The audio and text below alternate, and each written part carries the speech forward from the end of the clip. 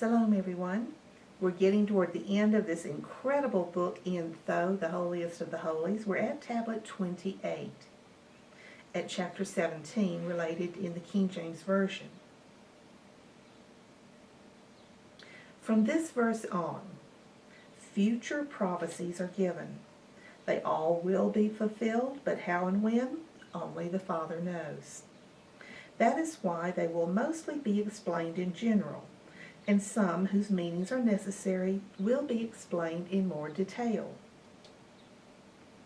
And there came one of the 7 angels which had the 7 vials, and talked with me, saying unto me, Come hither, I will show unto thee the judgment of the great whore that sitteth upon the many waters.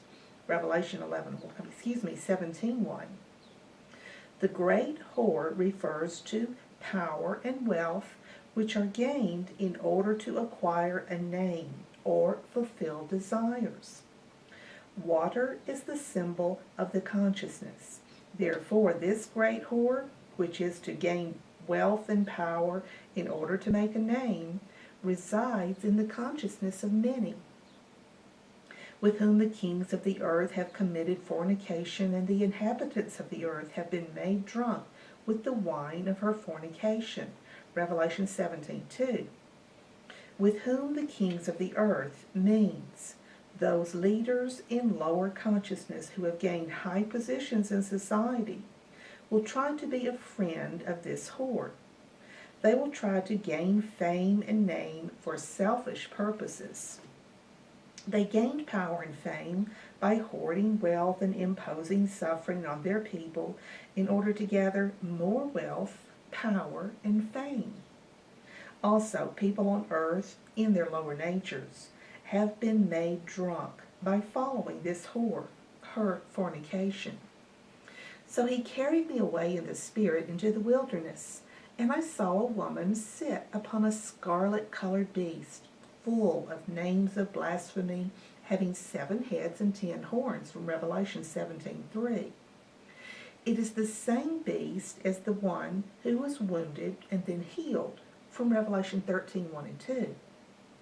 It is the power of desires toward the attraction of the external world, or Maya.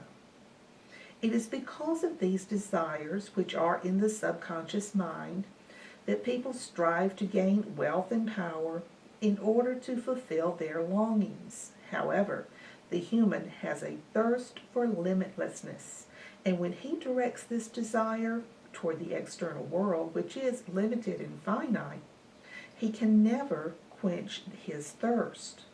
The finite universe cannot satisfy infinite longings.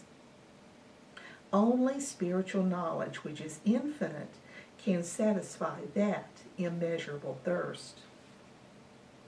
And the woman was arrayed in purple and scarlet color, and decked with gold and precious stones and pearls, having a golden cup in her hand, full of abominations and filthiness of her fornication. Revelation 17:4. Wealth is symbolized by colorful dresses, gold, precious stones, pearls, and other things that people become attached to as the wealth of the earth. If they become your master, you are lost. And upon her forehead was a name written, Mystery, Babylon the Great, the mother of harlots and abominations of the earth. Revelation 17:5.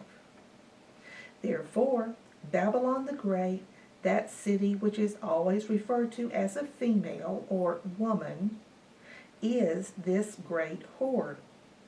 It is a great attraction of Maya and symbolizes the power and wealth when they are gained in order to inflict suffering on others, or in short, the false ego. And I saw the woman drunken with the blood of the saints and with the blood of the martyrs of, and we see here the Hebrew letters, Yotei Shin Votei.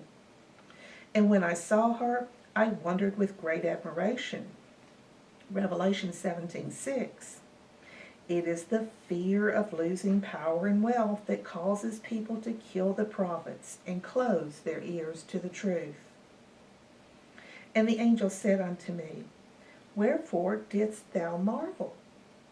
I will tell thee of the mystery of the woman and of the beast that carrieth her, which hath the 7 heads and 10 horns. Revelation 17:7.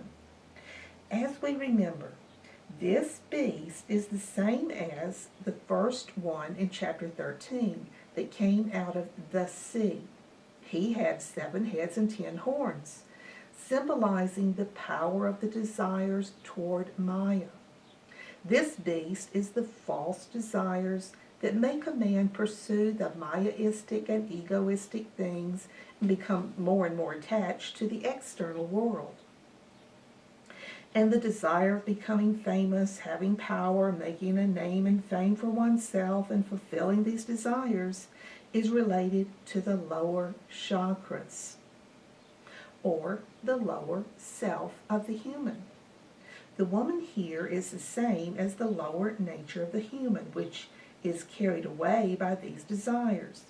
And these desires are that beast with the 7 heads and 10 horns. The beast that thou sawest was, and is not, and shall ascend out of the bottomless pit, and go into perdition. And they that dwell on the earth shall wonder, whose names were not written in the book of life from the foundation of the world, when they behold the beast that was, and is not, and yet is. Revelation 17:8. The beast was and is not means that it is true that the power of the tamaguna is over the soul, but really the power of this guna is not, because it causes just an illusion of separation of man from God that by His grace, God's grace, can be overcome. When it is overcome, there is no beast, and it is not. So it is just something to overcome through the grace. That power is really the illusion of the attraction of the external world. People follow this illusion of the external world because of their false egos, which is the whore, or the excess, unnecessary, and unspiritual desires, which are, but if overcome, they are not. These desires are created by the power of the tamaguna, and the power of the tamaguna causes the lower nature to pursue the wanting of the external world. But when man reaches the higher nature, or higher chakras, this same beast, or the power of the tamaguna, the lower nature, will become a tool for humanity in pursuing the path to higher consciousness. The beast shall ascend out of the bottomless pit. The bottomless pit is the depth of ignorance, and go into perdition. And they that dwell on the earth shall wonder, whose names were not written in the book of life from the foundation of the world. This refers to those who do not pursue the right path, and in many incarnations again and again fail in realizing the human potential of becoming divine. Instead, they go more and more to ignorance and become more bound by the power of the tamaguna. Behold the beast that was and is not and yet is. So for them, the beast is. For those who overcome by His grace, it is not, and yet it is. But even those who overcome it, if they are not one pointed toward God, they might go under its influence, and it becomes is again. And here is the mind which hath wisdom. The 7 heads are 7 mountains on which the woman sitteth, from Revelation 17:9. As it was described, these 7 heads are the 7 attractions of Maya, which cause the lower nature to pursue them. This woman, or the lower nature of man, that which is attracted to gaining name and fame from power and wealth, sits on these 7 heads of the beast who came out of the sea, consciousness of man, from Revelation 13:1. Also, most of the governmental systems of the earth mountain are based on these attractions, 7 mountains. And we'll pause here and continue on in part 2. Shalom.